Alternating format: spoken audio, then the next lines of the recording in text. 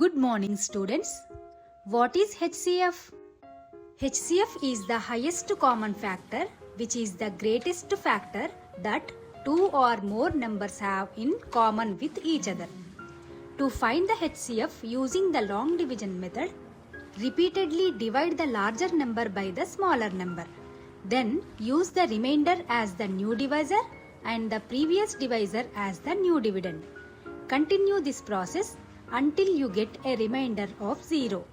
The last divisor you get is the HCF of the given numbers.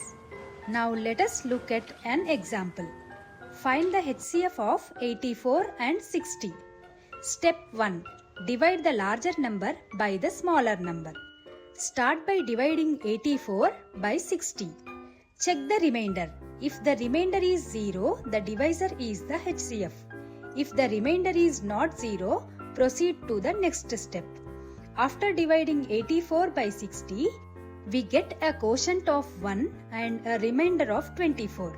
Since the remainder is not 0, make the previous divisor 60 the new dividend and the remainder 24 the new divisor.